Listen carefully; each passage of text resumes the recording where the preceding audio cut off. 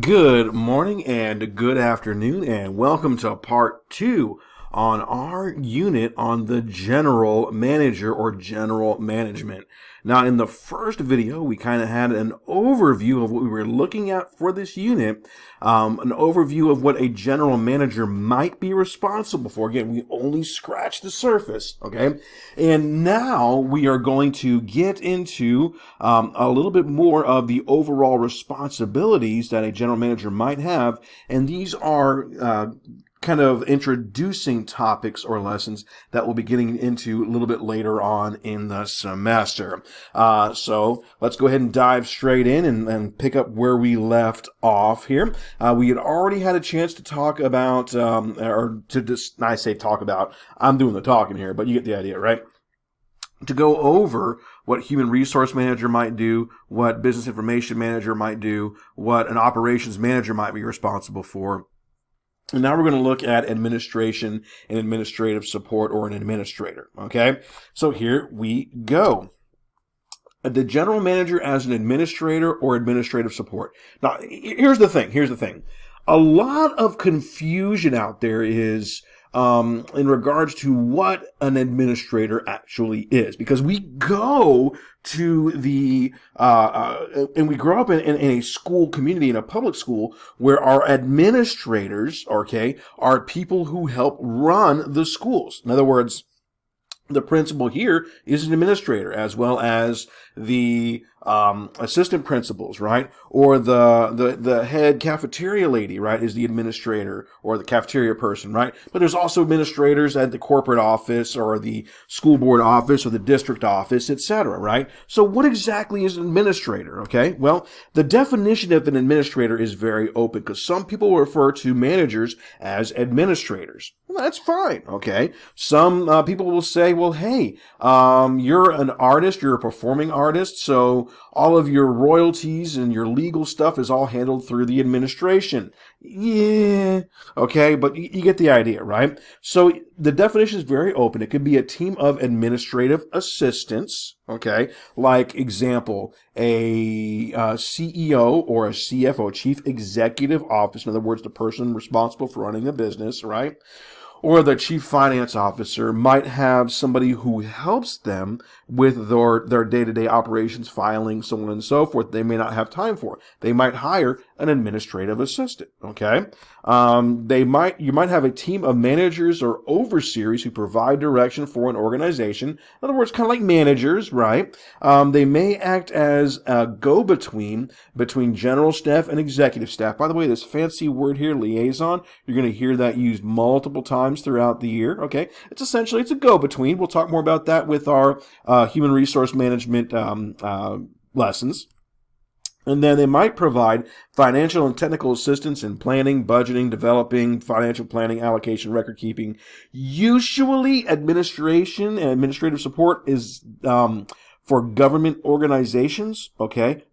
But it depends on the business. If the business decides to call their team administrators, they are more than welcome to do as such. If you're working with a union, you might have union administrators. That's fine, okay? Whatever they decide to call themselves, okay? That is absolutely okay, all right? But in my class, we will usually refer to administration as people who help run a government institution, and we'll look at that when we get to that unit, and that'll be one of our last lessons together. All right, as an accountant, right? Because the general manager might have to think like an accountant, put on that thinking cap like an accountant thinks about, right? So what's an accountant think about? Well, the accountant sees all over the accounting needs, or the money needs of the business, okay? Now, understand this. You hear the term accounting and finance. Here's a college level concept for you, okay? Accounting is concerned with how money is used, or how money has been used, okay? Let me rephrase that.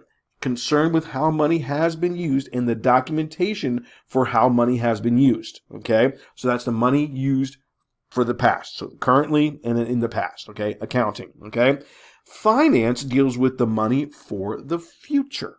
Okay, how are we going to finance something? How are we going to pay for this moving forward? Okay, that's a little bit different. Okay, so accounting is how money is used. Finance is how is money going to be used.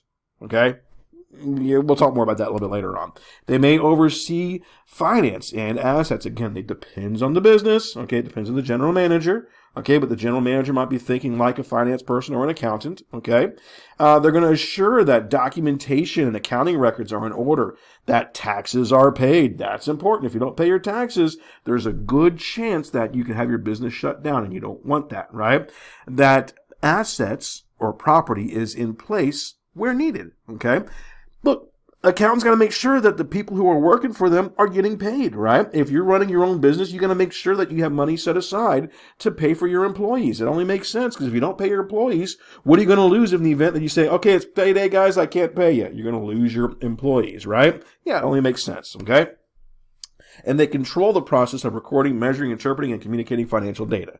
By the way, it sounds like a whole lot like a term that might appear on a, say, exam somewhere. Okay.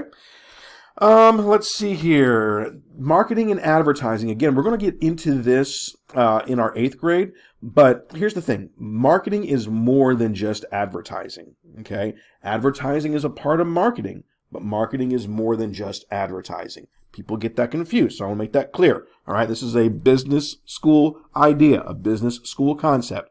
Marketing, all right, is the process or technique of promoting, selling, distributing a product or service. Okay? Pretty much. Bringing people aware or making people aware that your product or service exists. Now, that could be through advertising, but it might be through product placement, like where is it on the shelf? Okay? Or it might be through some other means. Okay? Marketers and advertisers control the activities that are involved in making people aware of companies' products and making sure their products are available to be purchased or services, right? They control the act or process of selling or purchasing in a market, right? And so there you go, all right? So just be aware of that. Now, that was super short, Mr. C. You mean in 7 minutes we're done, Mr. C? Well, just a little bit more. Just like the other activity, you're going to go through here and match the terms, right? Use one per question. Pretty simple, right? So you're going to match the statement, okay? And boom, there you go. And you should be able to answer this. Now, if you're only using one, okay, that should pretty much do the process of elimination for you. Thinking about the other lesson, you shouldn't reuse anything multiple times.